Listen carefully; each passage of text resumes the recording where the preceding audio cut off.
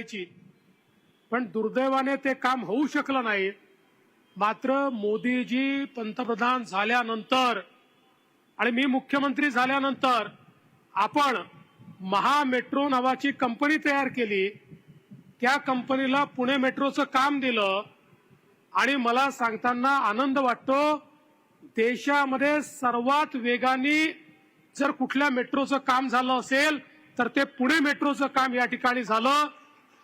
अत्यंत वेगाने आज आपण पाहतोय स्वारगेट ते कात्रजचा या ठिकाणी आपला भाग असेल किंवा स्वारगेटला आपण जे मल्टी मॉडेल अशा प्रकारचा डेपो तयार करतो आहोत, ज्या ठिकाणी पीएमपीएलची बसही आहे, ज्या ठिकाणी एसटी बसही आहे, ज्या ठिकाणी आपली मेट्रोही आहे.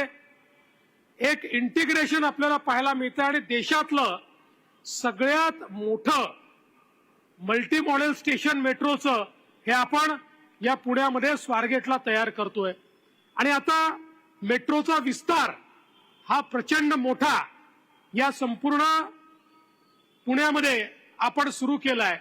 मला आठवतं परवा आचारसंहिता लागण्यापूर्वी आम्ही एका गाडीमध्ये चाललो होतो. भीमराव अण्णा होते, माधुरीताई होत्या आणि अण्णांनी मला सांगितलं की आमच्या भागातला जो मेट्रोचा प्रकल्प आहे तो मंत्रालयापर्यंत पोहोचलाय. अण्णा कुठला होता? खडकवासला ते खराडी. अण्णा मला म्हणाले मंत्रालयापर्यंत खडकवासला ते खराडी पोहोचलाय, पण साहेब त्याला मान्यता मिळाली नाहीये. मी गाडीतनच फोन केला आणि सचिवांना सांगितलं 3 दिवसांनी कॅबिनेटची मीटिंग आहे, मला या कॅबिनेटमध्ये खडकवासला ते खराडी पाहिजे म्हणजे पाहिजे. 3 दिवसांनी कॅबिनेट आली. माननीय मुख्यमंत्री माननीय अजितदादा सगळ्यांच्या सह्या घेतल्या, मी सही केली आणि 3 दिवसात खडकवासला ते खराडी मेट्रोच्या रूटला आपण मान्यता दिली. आज आपण पाहतोय चांदणी चौकाचा जो काही या ठिकाणी ब्रिज झाला, अण्णा सातत्याने त्याचा पाठपुरावा करत होते. अण्णा सातत्याने आमच्या पाठीशी लागत होते. माननीय गडकरी साहेबांनी इतकं चांगलं त्याचं प्लॅनिंग केलं. लँड एक्विजिशनचे प्रश्न होते. आपण राज्य सरकारकडनं एक स्पेशल स्कीम तयार केली. महानगरपालिकेच्या क्षेत्रात लँड एक्विजिशन हे महापालिकेला करावं लागायचं. महापालिकेने सांगितलं एवढे पैसे आम्ही कुठनं द्यायचे. एक नवीन स्कीम आणली. त्या स्कीम मधनं आपण महानगरपालिकेला पैसे दिले आणि त्या माध्यमातून ती सगळी जागा अक्वायर केली आणि आज आपण पाहू शकतो चांदणी चौकामध्ये एक इंजिनिअरिंग मार्वल आपण तयार केलेला आहे.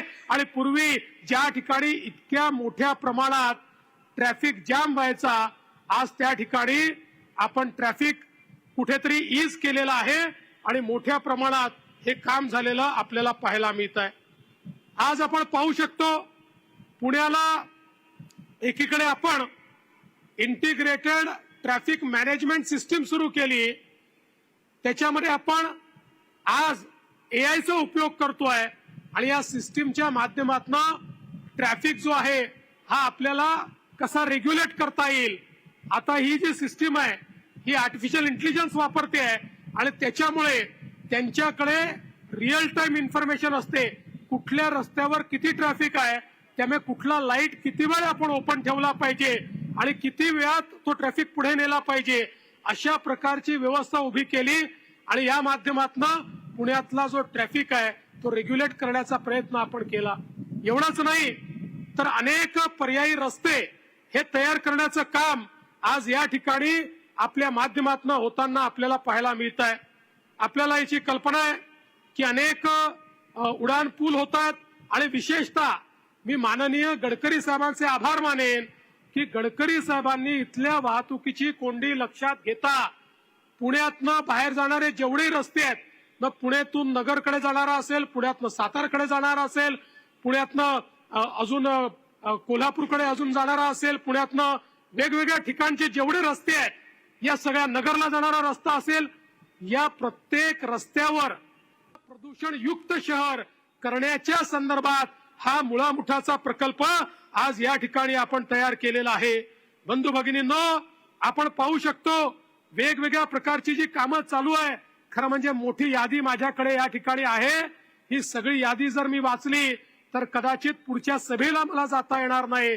पण मला सांगण्याचा माझा हेतू एवढाच आहे की या पुण्याचा चेहरा बदलण्याकरता सातत्याने आपल्या सरकारने काम सुरू केलं आणि आता तर हा चेहरा बदलण्याकरता गेल्या काळामध्ये अजित दादा देखील आपल्या सोबत आले.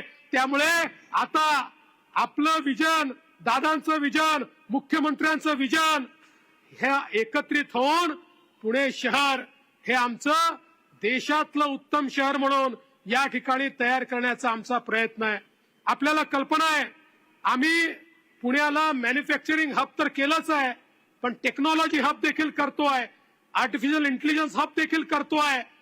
जेवढी नवीन टेक्नॉलॉजी आहे या सगळ्या नवीन टेक्नॉलॉजीला आपल्या पुण्यामध्ये त्या ठिकाणी स्थान मिळालं पाहिजे हा आमचा प्रयत्न आहे. आणि गेल्या काळामध्ये आपण जर आलेली इन्व्हेस्टमेंट बघितली तर मला असं वाटतं की या ठिकाणी खऱ्या अर्थानं पुण्यामध्ये मोठ्या प्रमाणात रोजगाराच्या संधी देखील तयार होत आहेत. अलीकडच्या काळामध्ये आमचे पवार साहेब आणि सुप्रियाताई यांनी जणू काही आपल्या गुजरात राज्याचं पत्रच घेतलंय. काय म्हणतात त्याला, राजदूत म्हणूनच ते काम करतायत. रोज उठून सांगतात आमचे उद्योग गुजरातला चालले, आमचे उद्योग गुजरातला चालले. म्हणजे गुजरात सरकारला ऍडव्हर्टिजमेंट द्यायची आवश्यकताच नाही आहे. माननीय पवार साहेब आणि माननीय सुप्रियाताई सुळे याच रोज उठून त्यांच्याबद्दल भोंगा घेऊन सांगत असतात. पण मी आपल्या माध्यमातून सुप्रियाताईंना सांगू इच्छितो, सुप्रियाताई लक्षात ठेवा 2015 ते 2019 मी मुख्यमंत्री होतो.